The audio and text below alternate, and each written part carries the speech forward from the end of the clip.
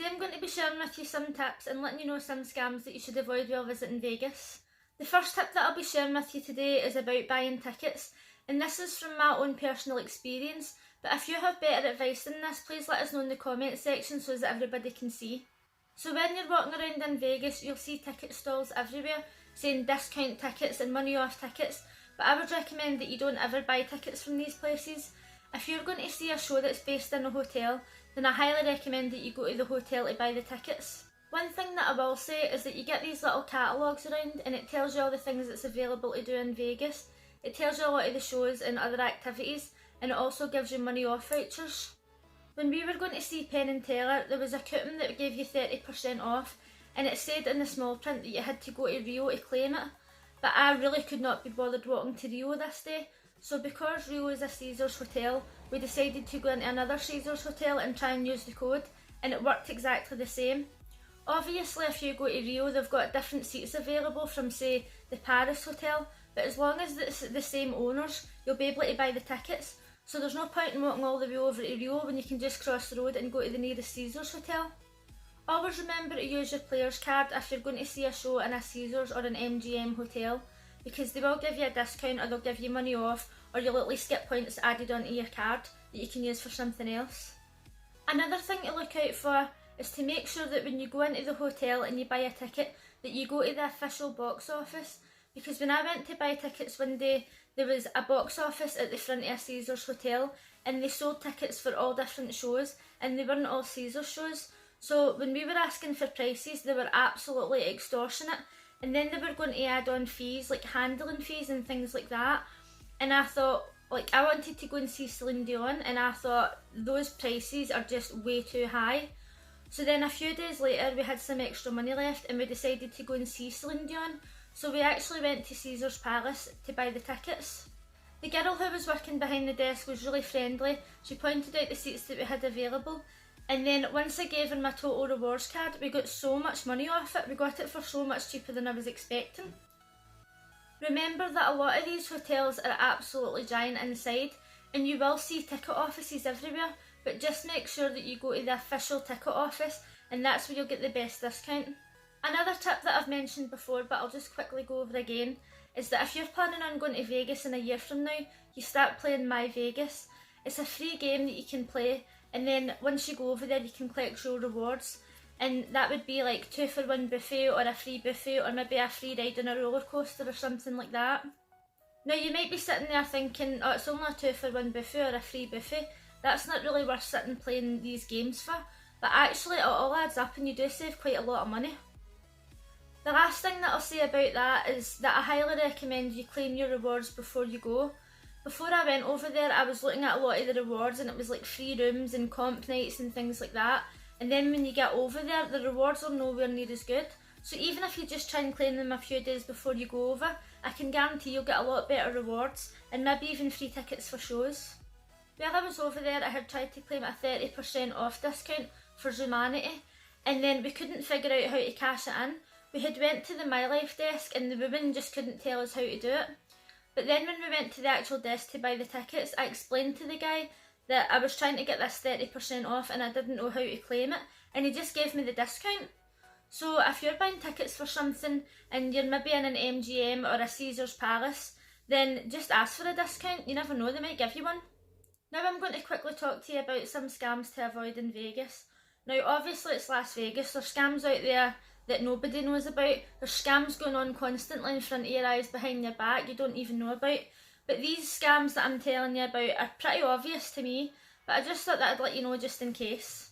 The first scam that I'm going to talk to you about is actually slightly disturbing. Obviously you get fake homeless people everywhere, but the problem in Vegas is that they just take it to the next level. They actually take it too far. There was one homeless man who used to sit on the bridge going over to Excalibur every single night, and he always just sat in the same position with his head down, holding a little puppy. And I've actually got a video of him here. I videoed this while I was walking past him one night, and every single night he would sit there with that dog sleeping. Now this dog was a pup. When's the last time you've seen a pup that slept all day and all night? Obviously he had drugged it. For the first couple of days I actually thought that it was a fake dog, and I kept looking at it because it just didn't move. And I thought, that guy's just sitting in this bridge with a fake dog. But then the more I was looking at it, the more I was realising that it was actually real. And I was like, that dog is drugged. Do you know what I mean? Like, that is blatant animal cruelty. And there's police swatting about and everything. They obviously see him every single day and they haven't done anything to stop him. He just gets away with this all the time. So then the day that I walked past him videoing him, I was speaking to my friend and I was actually saying, that dog is obviously drugged, that's a shame, how is he getting away with that?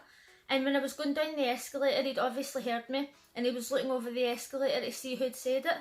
And then when we walked past him the next night, we looked at the dog, and for the first time, the dog was lying there with its eyes open, actually blinking. And that was the first time I had seen it awake. Now, it was still clearly drugged out its box, but it had its eyes open for the first time in over a week. It's absolutely disgusting. There was also a girl who used to sit on the bridge sometimes, and she didn't have any hair and she had a blanket round her, and she had a sign saying something about having cancer and being homeless, and she would sit there, you know, just like miserable. And then literally we had walked past her on the bridge, and a couple of hours later we walked past and we seen her running out the lift, and she had hair and a dog, and then she sat down again and she held up a different sign saying that she needed money for her dog. As I said, there's fake homeless people everywhere, but when you start involving animals, that's when it's taking it too far. Like, her dog didn't look drugged or anything, but it was too far. It actually disgusts me. One day we seen a guy sitting in a wheelchair with a sign saying ex-vet, need money for food, and then he literally stood up out his wheelchair and started walking and pushing his wheelchair along the bridge. Now, I'm not saying that all homeless people in Vegas are fake. Obviously there are real ones.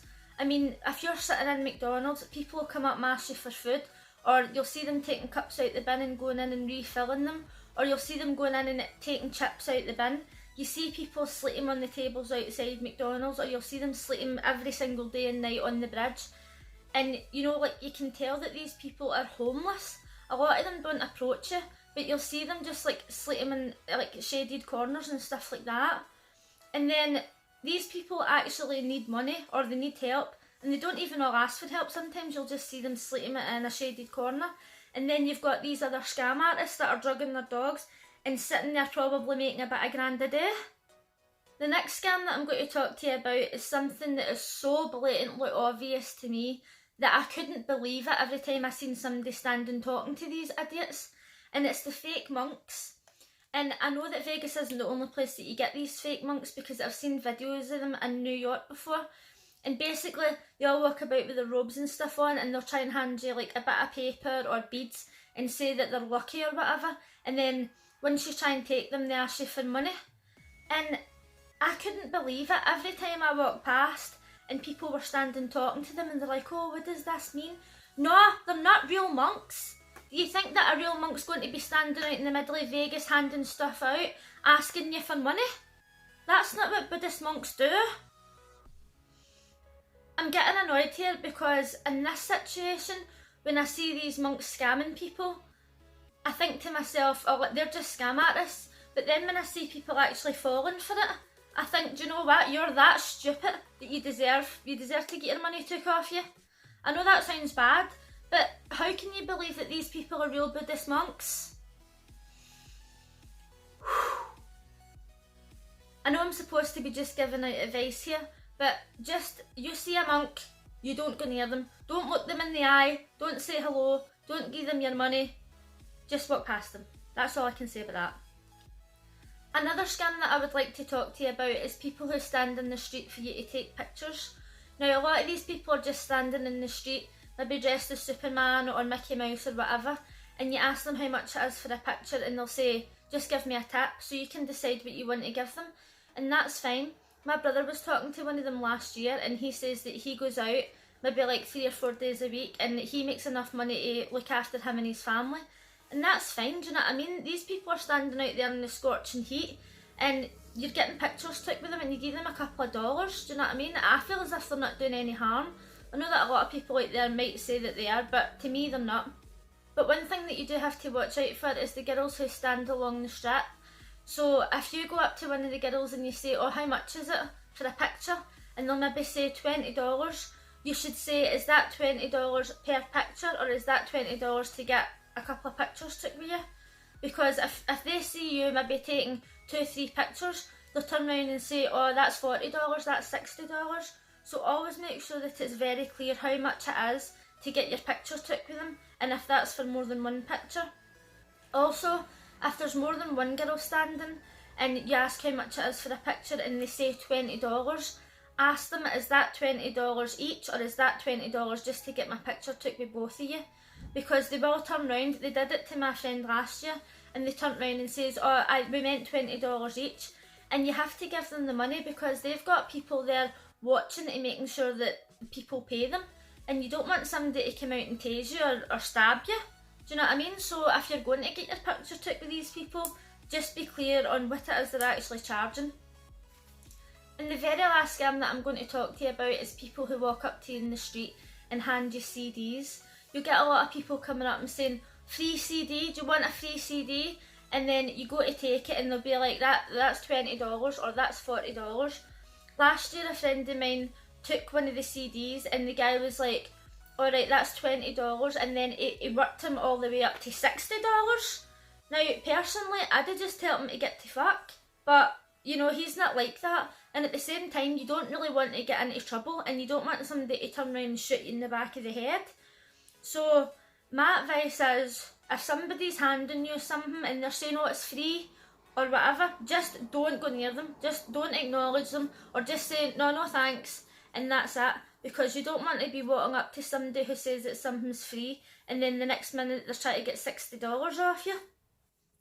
I know somebody who went to Vegas with their family and their son was walking a little bit ahead, and when the guy asked them if he wanted a free CD, he put his arm out to take it, and the guy grabbed his arm and pulled him into the side, and all these other guys came out and started putting their hands in his pockets and trying to get his phone and his money. And then his dad came up behind him and they all seen him coming, so they all just scattered and left him. So you just can't be too careful. I really highly recommend that no matter what they say, or no matter how much you think you want that CD, or whatever they're trying to hand you for free, just don't take it. And I'm actually not trying to put you off going to Vegas here, but I think it's very important that you look out for these scams, and you have to be careful. You know, you have to be careful no matter where you go. When I go shopping in Coatbridge Main Street, I have to look out for dodgy people. So, if you're in a foreign country especially, like in the UK we don't have guns, we're not allowed tasers, we're not allowed pepper spray, we're not allowed anything like that. But when you go to America and they're allowed all these things, they're allowed guns over there. And you just can't be too careful, that's all I'm saying. I'm not trying to make you paranoid, but you might think, oh, they're just trying to make some money, they're just trying to give me a CD or get $20 out of me. But at the end of the day, it could end up a lot worse than that. So just try and avoid these people at all costs. So with all that being said, I hope I haven't put you off going to Vegas. I just thought I would try and make you aware of some of the scams. If you would like to see any more of my tip videos, I'll leave the link for the playlist in the description box below. And if you know any other scams that you would like people to know about, please let us know in the comments section. And if you liked this video, please give it a thumbs up, and if you're new here, consider subscribing. Thanks for watching. Bye!